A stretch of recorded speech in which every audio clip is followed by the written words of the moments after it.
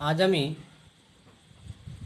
Real অ্যানালিসিসের উপর Riman integral নিয়ে আলোচনা শুরু করছি। তাই রিমান ইন্টিগ্রাল বুঝতে গেলে আমাদের ফার্স্টেই কিছু প্রপার্টি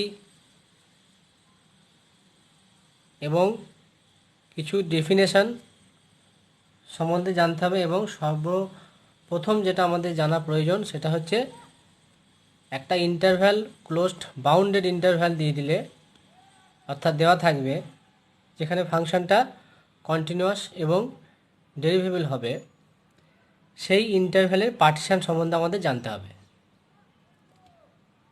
তাহলে পার্টিশান কি আমরা ফার্স্ট আগে দেখব। তাহলে আমরা একটা ক্লোজড ইন্টারভ্যাল নিয়ে নেব। Let a, b be a closed and bounded interval।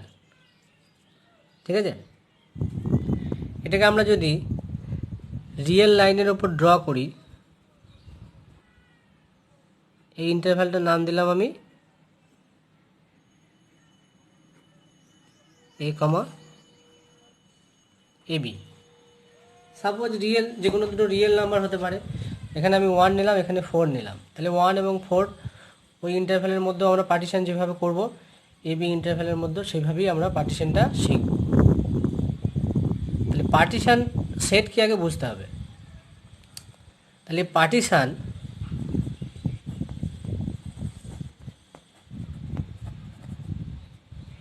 Of car A closed interval AB is a finite ordered set। এটাকে আমরা নাম দেব পি। এটা কি বলছি? Finite order set. এবং এই এলিমেন্টগুলো হবে, একে আমরা যে পার্টিশান করব অর্থাৎ ভাঙব, সেই ফার্স্ট এখানে প্রথম যে পয়েন্টটা এটাকে বলবো x0, দ্যাটস ইকুয়াল টু এ, তারপরে x1, তারপরে x2, তারপরে x3, এইভাবে আমরা এখানে ডট করে নিলাম, হয়তো এক্স আর -1, তারপরে XR, এইভাবে চলতে চলতে এখানে হয়ে যাবে xn-1, আর সর্বশেষ বি যেটা হচ্ছে সেটা হচ্ছে xn। ঠিক আছে, তাহলে পার্টিশান সেটটা হবে এই সমস্ত পয়েন্টগুলো নিয়ে ইন ক্লোজ ইন্টারভ্যাল এবি। তাহলে আমরা এখানে কি দিয়ে স্টার্ট করব? পার্টিশান সেটটা ফাইনাইট হবে। ঠিক আছে, x0, x1, x2 ডট করে xn। ঠিক আছে, এই মিডলের পয়েন্টগুলো লিখলাম না, অফ ক্লোজড ইন্টারভ্যাল এবি। তাহলে কি পার্টিশান? একটা সেট, ফাইনাইট সেট, যার এলিমেন্টগুলো হবে এই যে পার্টিশান ভেঙে দেওয়া হলো এই সমস্ত পয়েন্টগুলোতে, এই পয়েন্টগুলোকে নিয়ে যে সেটটা হবে সেটাকে আমরা বলবো পার্টিশান সেট। এবং কিভাবে সেটা? সাজ দ্যাট প্রথম যে পয়েন্ট অর্থাৎ এ ইকুয়াল টু কী ধরেছি? x0, এই x0 থেকে x1টা বড় হবে, আবার x1-এর থেকে x2 এটা বড় হবে। এইভাবে চলতে চলতে একটা টাইম আমরা xn-এ পৌঁছে যাব, দ্যাট ইজ বি পয়েন্টটা। ঠিক আছে, বেশ। তাহলে আমরা কি দেখতে পাচ্ছি? যে পি যে পার্টিশান সেটটা এই এবি ইন্টারভ্যালকে ডিভাইডস করে দিচ্ছে। ঠিক আছে, এবং এখানে দেখতে পাচ্ছি যে ইন্টারভ্যাল তৈরি হয়েছে, যেমন এখান থেকে এই x0 থেকে x1-এর মধ্যে একটা ইন্টারভ্যাল, x1 থেকে x2-র মধ্যে একটা ইন্টারভ্যাল, x2 থেকে x3-র মধ্যে একটা ইন্টারভ্যাল, এইভাবে ফাইনাইট নাম্বার অফ সাব ইন্টারভ্যালে এই টোটাল এবি ইন্টারভ্যালটাকে ডিভাইড করে দিয়েছে। তাহলে আমরা কি লিখতে পারি? যে দেন partition set P divides the interval closed interval AB, তাহলে আমরা কি বলছিলাম যে দেন পি ডিভাইডস এবি ইন্টু নন ওভারল্যাপিং ইন্টারভ্যাল, কারণ কমন পয়েন্ট এখানে প্রত্যেকটা ইন্টারভ্যালের মধ্যে সাব ইন্টারভ্যাল রয়ে যাচ্ছে, ঠিক আছে। এবং সেই ইন্টারভ্যালগুলো কি এ থেকে x1, x1 থেকে x2, x3 থেকে x4 ডট করে এইভাবে আমরা টোটাল যে সাব ইন্টারভ্যালগুলো হলো সেটা টোটাল এবি ইন্টারভ্যালটাকে ডিভাইড করলো। এবার আমরা যদি প্রতিটা ইন্টারভ্যালের লেন্থের কথা বলি, সাপোজ x0 থেকে x1 এই লেন্থটাকে আমরা নাম দিলাম Δ1, এটাকে নাম দিলাম Δ2, ঠিক আছে। এইভাবে ডট ডট করে এখানে হয়ে যাবে Δn, কারণ প্রত্যেকটা ইন্টারভ্যালের লেন্থ আছে। এবং এই সমস্ত লেন্থগুলো Δ1, Δ2, Δ3 যদি আমরা যোগ করে নিই অর্থাৎ অ্যাড করি, তাহলে যে টোটাল লেন্থটা হবে সেটা এ থেকে বি এর টোটাল লেন্থের সঙ্গে সমান হবে, ঠিক আছে। তাহলে আমরা লিখতে পারি যে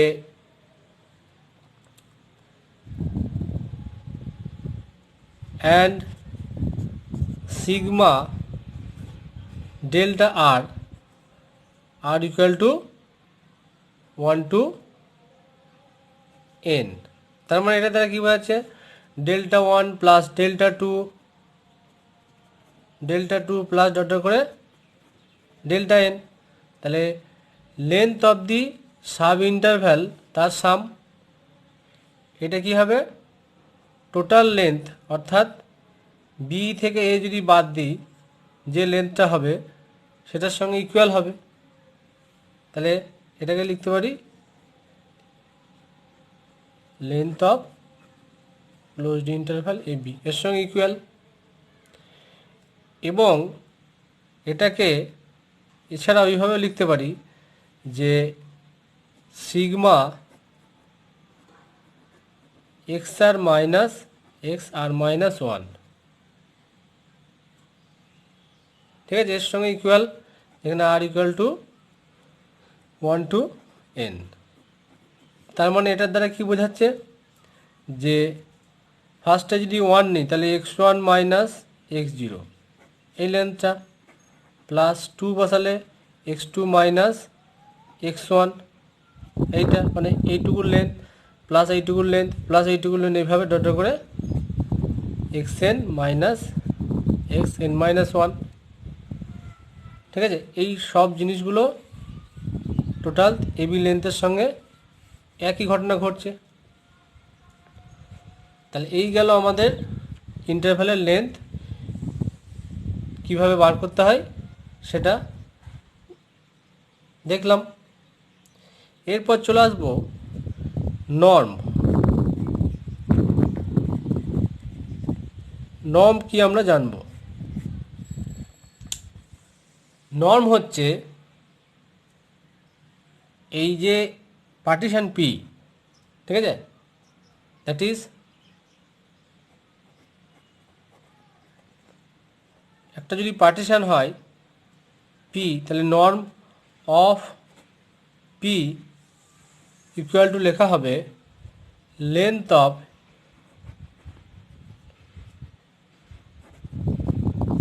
এই যে ইন্টারভ্যালগুলো আছে প্রত্যেকের লেন্থ তো এক নয়, কারণ Δ1 সঙ্গে Δ2 সমান না হতেও পারে, হয়তো Δ1 থেকে Δ2 বড়, আবার Δ2 থেকে Δ3 বড়, আবার Δ4 থেকে আবার Δ3 বড় হয়ে যেতে পারে। কোনো ইন্টারভ্যালগুলোর লেন্থ সমান নয়। এখানে নর্ম হচ্ছে যে লেন্থ অফ দি সাব ইন্টারভ্যালের মধ্যে যেটা গ্রেটেস্ট, তাহলে length of greatest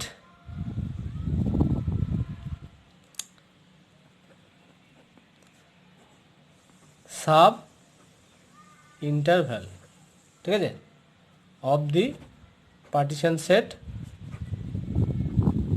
closed interval AB. তাহলে নর্ম অফ পি এইভাবে বোঝানো হয় যে সাব ইন্টারভ্যালগুলোর মধ্যে যেটা গ্রেটেস্ট লেন্থ হবে সেটাকে বলা হবে norm. And is it is denoted by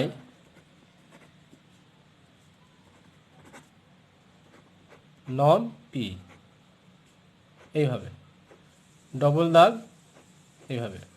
কোনো কোনো বইয়ে আমাদের মিউ অফ পি এইভাবেও ডিনোট করা হয়।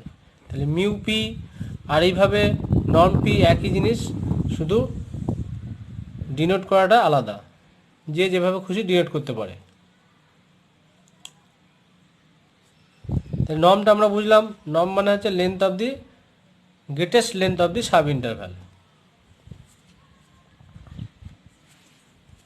সাব ইন্টারভ্যালগুলোর মধ্যে যে লেন্থটা, যার লেন্থ গ্রেটেস্ট হবে সেটা কি, যেমন আমি এখানে ডেল্টা থ্রিটাকে গ্রেটেস্ট বলতে পারি যদি এটা নর্ম অফ পি বলতে পারি যদি এটা ম্যাক্সিমাম হয়।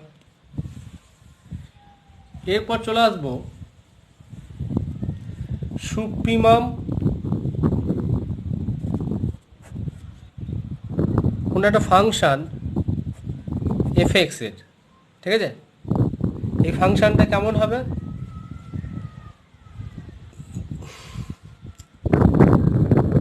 ফাংশানটা closed interval AB to real number, একটা বাউন্ডেড ফাংশন। এটা আমরা যদি ধরে নিই লেট এফ একটা function closed interval AB to real number R, এবং সেটা বাউন্ডেড যদি হয়,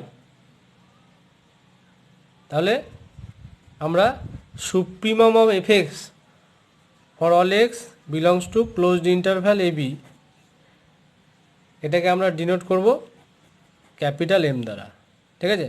এটা আমি 1 নম্বর দিলাম। তাহলে supremum f x for all x belongs to a b এর জন্য সেটা আমরা কি ধরবো, ক্যাপিটাল এম। এরপর আমরা ইনফিমাম দেখব এই ফাংশানের।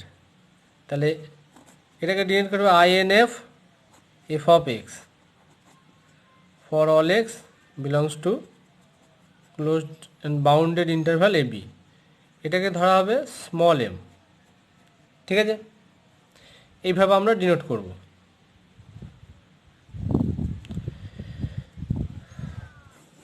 এরপর আমরা শিখব supremum of F x for all x belongs two, আমরা এনি ইন্টারভ্যাল নিচ্ছি, মানে একটা সাব ইন্টারভ্যালের মধ্যে, হয়তো ওই সাব ইন্টারভ্যালটা এক্স আর মাইনাস 1 থেকে এক্স আর, এটাকে আমরা আর এর জন্য নিচ্ছি, সেই জন্য এটাকে লিখব ক্যাপিটাল এম আর, ঠিক আছে, ফর এনি ইন্টারভ্যালের জন্য। আর একটা নেব infimum of F x for all x belongs to x r minus 1 থেকে এক্স আর, এটাকে আমরা স্মল এম আর দিয়ে ডিনোট করব, ঠিক আছে। তাহলে এই টোটাল এবি ইন্টারভ্যালের সুপ্রিমাম যা হবে, তাহলে এই এবি ইন্টারভ্যালের সুপ্রিমাম মানে যে ভ্যালুটা আসবে সেটা সব থেকে বড় হবে, দ্যাট ইজ ক্যাপিটাল এম। তার থেকে যদি কোনো একটা ইন্টারভ্যাল ধরি তাহলে স্মল এম আরটা এর সমান হতে পারে বা এর সঙ্গে ইকুয়াল হবে ক্যাপিটাল এম আরটা, এটা তার থেকেও ছোট হবে কোনটা, স্মল এম আর, ঠিক আছে, এবং এর সঙ্গে সমান বা ইকুয়াল হতে ছোট হবে কোনটা, শুধুমাত্র এম। তাহলে এই কন্ডিশনটা আমরা লিখতে পারি, এটা আমাদের মনে রাখতে হবে। তাহলে এই গেল সুপ্রিমাম, ইনফিমাম